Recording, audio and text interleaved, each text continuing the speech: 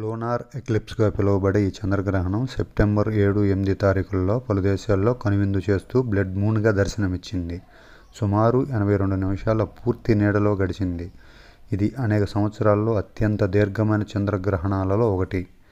ఈ చంద్రగ్రహణం east Africa, Asia దేశాల్లోని కొన్ని దేశాలు అంటే ముఖ్యంగా మన భారతదేశం అలాగే ఆస్ట్రేలియాలో సంపూర్ణంగా కనిపించింది. ఈ చంద్రుడు ఇంత గాఢ ఎరుపు రంగు ఉండడానికి గల కారణం ఏంటంటే సూర్యకిరణాలు వాయుమండలం ద్వారా వక్రీకరించబడి భూమి వాతావరణంపై పడినప్పుడు ఫిల్టరేషన్ ద్వారా నీలిరంగు కిరణాలు చెల్లాచెదురయ్యి ఎరుపు కిరణాలు మాత్రమే చంద్రుడి మీద పడటం వలన ఆ చంద్రుడు బ్లడ్ మూన్గా దర్శనమిచ్చాడు.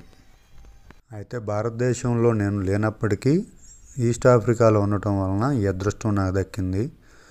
మన ఫోన్లో రికార్డ్ చేద్దామని చాలా ట్రై చేశాను, కానీ మన ఫోన్కి అంత సీను ఉన్నట్లు లేదు. నైట్ టైం కదా, అది అంటే నెలవంకలాగే ఓపెన్ అయింది, కానీ మనకి ఎడేమో ఫుల్ మూన్గా కనిపిస్తుంది.